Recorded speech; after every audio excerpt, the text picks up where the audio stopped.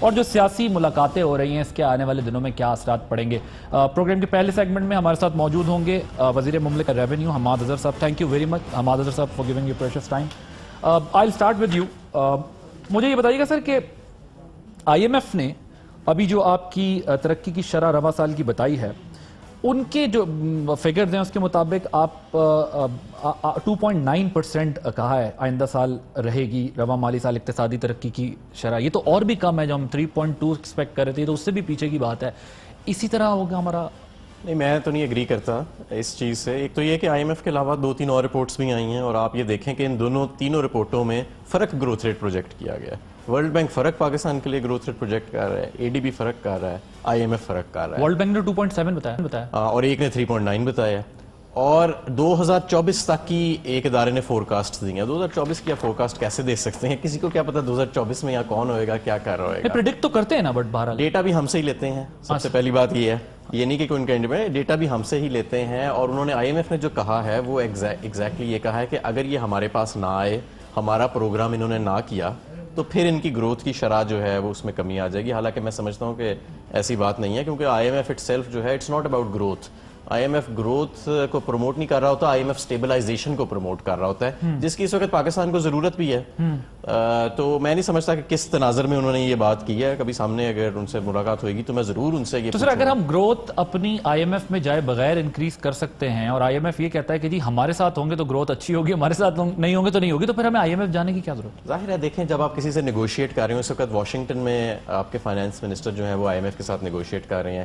آئی M F جو ہے اپنا پازیٹیو نیریٹو دینے کی کوشش کرے گا کہ ان کی ٹرمز کے اوپر اگری کیا جائے, زیادہ سے زیادہ کے اوپر.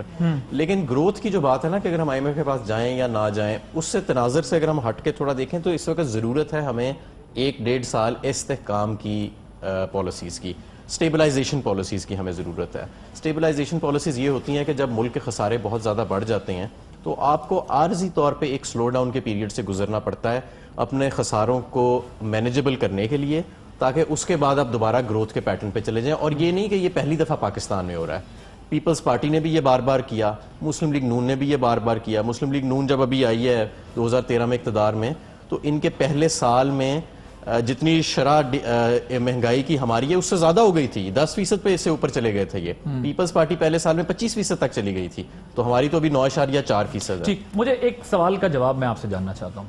یقینی طور پر آپ بڑی مخلصانہ کوششیں کر رہے ہوں گے ملک کی معیشت کو بہتر کریں. کوئی بھی حکومت یہ نہیں چاہتی کہ اس کو برا بھلا کہا جائے, اس پہ تنقید ہو, اس پہ پتھر برسائے جائیں.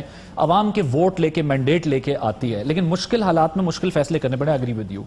لیکن مجھے بتائیں, جب آپ کمپیریزن کرتے ہیں, آپ یہ کہتے ہیں کہ جی مسلم لیگ نون کے دور میں ڈبل ڈیجٹ میں تھے, ہمارے یہاں ابھی بھی 9 پوائنٹ سمتنگ پر ہیں, تو what's the difference between P T I and P M L N? میں آپ کو بتاتا ہوں. ہوا یہ تھا کہ پچھلے جو ادوار گزرے ہیں اس کے اندر ہم سٹیبلائزیشن کرتے تھے, لیکن ساتھ سٹرکچرل ریفارم نہیں کرتے تھے. سٹرکچرل ریفارم کا مطلب یہ ہے, میں ناظرین کے لیے بتاؤں, کہ آپ کی معیشت کے جو بنیادی مسائل ہیں ان کو حل کرنے کے لیے کوئی قدم نہیں اٹھایا جاتا تھا. آپ کی ایگریکلچر, آپ کی زراعت جو ہے اس کی ییلڈز دنیا کی سب سے کم ہیں. آپ کا جو ایکسپورٹ ہے اس کے اندر کوئی ویلیو ایڈیشن نہیں ہے. آپ کے ملک میں انرجی مکس ٹھیک نہیں ہے. آپ کی ٹیکس براڈرنگ نہیں ہوئی. ان چیزوں کو ایڈریس نہیں کیا جاتا تھا. عارضی طور پہ معیشت کو مستحکم کیا جاتا تھا, اور کیونکہ پھر اگلا الیکشن آنے والا ہوتا تھا, 1-2 سال رہ جاتے تھے, تو ہر چیز کو کھلا چھوڑ دیا جاتا تھا اور وہ خسارے پھر بہت بڑا سولوشن یہی کہ اور ڈیٹس اور قرضے اور آسانی. لیکن مجھے بتائیں, آپ نے اس وقت جو آپ کی گورنمنٹ ہے, ہمیں آپ کیا بتا رہے ہیں, آپ نے جو اسٹرکچرل ریفارمز کی ہیں وہ کیا کی ہیں, کہاں کی ہیں؟ میں آپ کو بتاتا ہوں. ہم جو کرنے جا رہے ہیں, سب سے پہلے تو ہم نے اپنی ایکسپورٹ انڈسٹریز کے لیے ہم نے جو ان کو گیس اور بجلی کے جو نرخ ہیں وہ ریجنل ایوریج کے مطابق کر دی ہیں. آج تک پہلے کسی حکومت نے یہ کرنے کی جرت نہیں کی, نہ کبھی سوچا. ہم نے یہ کر کے دکھایا, ہمارا مینیفیسٹو کا وعدہ تھا.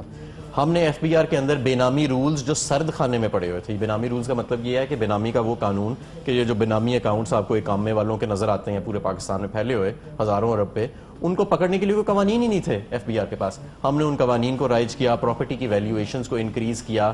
اس طرح ہم یہ وہ اسٹرکچر ایف بی آر میں پالیسی کو علیحدہ کیا آپ کی ایڈمنسٹریشن کے ساتھ. یہ وہ بنیادی تبدیلیاں ہیں جو آپ کی معیشت کو جس کی ضرورت ہے. صحیح آپ کو معنوں میں مزید آگے جا کے ہماری مزید اسٹرکچرل ریفارمز نظر آئیں گے کہ جیسے جیسے ہم معیشت کو استحکام سے نکالتے جائیں گے اس طرح آپ کو ہمارے ریفارمز بھی نظر آتے جائیں گے معیشت کے اندر. اور تاکہ ہم یہ چاہتے ہیں, یہ ہمارا جو چیلنج ہے وہ یہ ہے کہ جب ہم اس استحکام کے پیریڈ سے نکلیں تو جو گروتھ اکانومی میں آئے وہ ماضی کی طرح کی گروتھ نہ ہو, وہ صرف بڑے بڑے خسارے رن کر کے امپورٹ کر کے یا سڑکیں بنوا کے وہ گروتھ نہ نکلے, وہ گروتھ آپ کی پرائیویٹ انڈسٹری جو ہے وہ ڈرائیو کر رہی ہے. اس میں سب سے بڑا فیکٹر جو ایکسپیکٹ کر رہے تھے لوگ آپ کی گورنمنٹ سے, آپ نے ٹیکس نیٹ کو بڑھانا تھا, ابھی تک ہمیں اس میں تو کچھ نہیں دکھائی دیا کہ آپ نے ٹیکس نیٹ کو بڑھایا ہو. اسی ٹیکس پیئر کے اوپر بجٹ پر بھی اور اس کے علاوہ بھی اثر ہمیں دکھائی دے رہا ہے جو ٹیکس نیٹ کے اندر موجود ہے.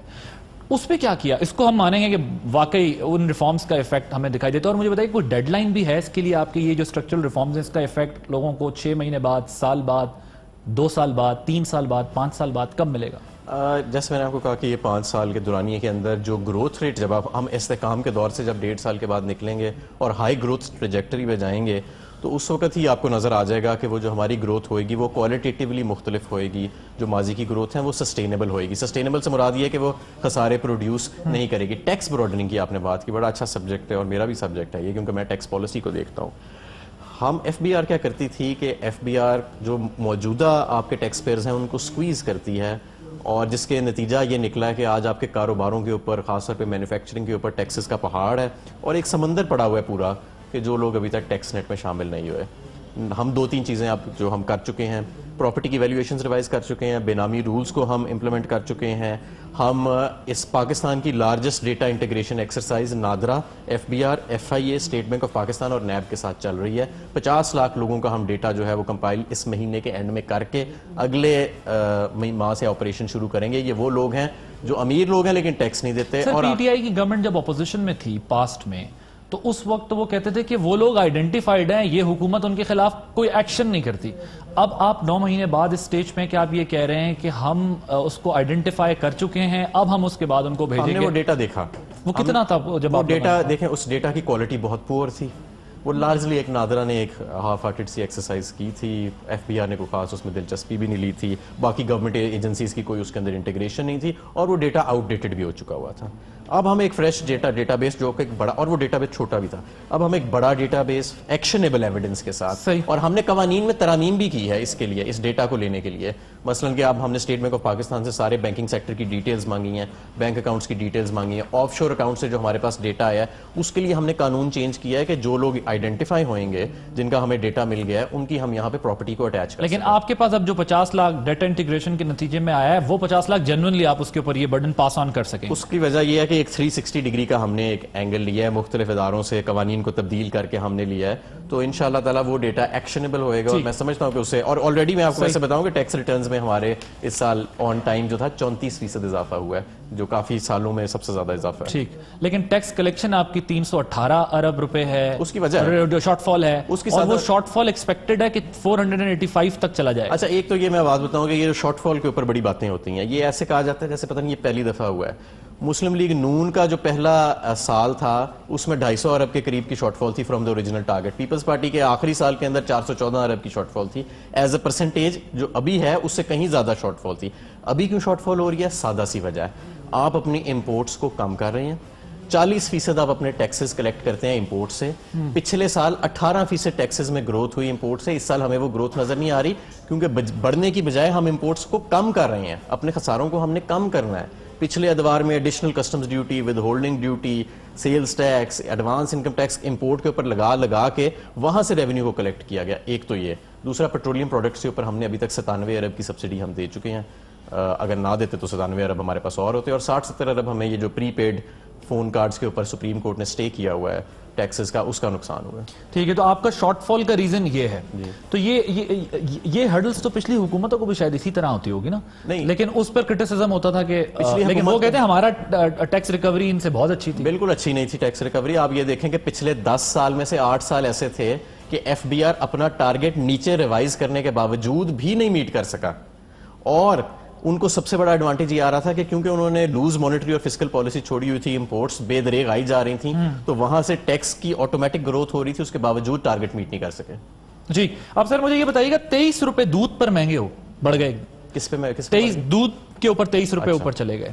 اب یہ پالیسیز, کراچی کی میں بات کر رہا ہوں, پالیسیز یہ سارا یہ جو فگرز ہیں, یہ ٹیکنیکلٹیز, یہ عام بندہ تو نہیں سمجھتا.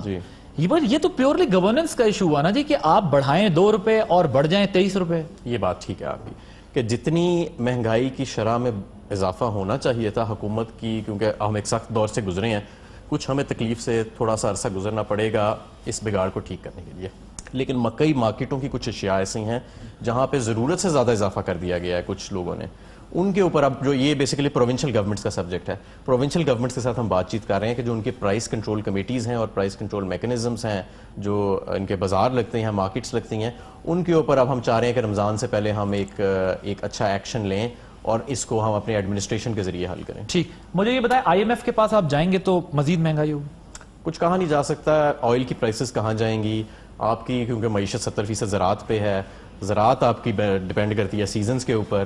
ابھی بھی یہ جو مہنگائی پچھلا 1 مہینے میں 1 ماہ بڑھی ہے اس میں زیادہ سیزنل فیکٹرز ہیں. کور انفلیشن تو آپ کی کم ہوئی ہے پچھلے ماہ 8.8 سے 8.5 پہ چلی گئی ہے جو نان فوڈ آئٹمس کی ہوتی ہے. تو اس وقت کہا نہیں جا سکتا، کوشش تو ہماری پوری ہوئے گی کہ جو نیچے والا طبقہ ہے اس کی جو اشیاء ہیں ضرورت ان کے اوپر کم سے کم مہنگائی کی شرح آئے اور ان کو ہم ہر لحاظ سے ہم ساتھ کے ساتھ ریلیف دیتے رہیں گے. سر مگر اب دیکھیں آپ کی 6% رہی ہے نا اس سال، رواں مالی سال جو مہنگائی کا ہدف تھا اس کے برعکس 7.6% رپورٹ بتا رہی ہے کہ ہوگی آپ کی آگے. اب IMF پروگرام پر عمل درآمد کے بعد تو ہر گورنمنٹ کہتی تھی کہ مہنگائی ہو جاتی ہے، ہمیں مہنگائی کرنی پڑتی ہے، سخت کنڈیشنز لگائی جاتی ہیں، وہاں سے ٹف کنڈیشنز لگائی جا رہی ہیں آپ کے اوپر؟ ابھی اس وقت فائنانس منسٹر صاحب واشنگٹن میں موجود ہیں، IMF کے ساتھ مذاکرات چل رہے ہیں.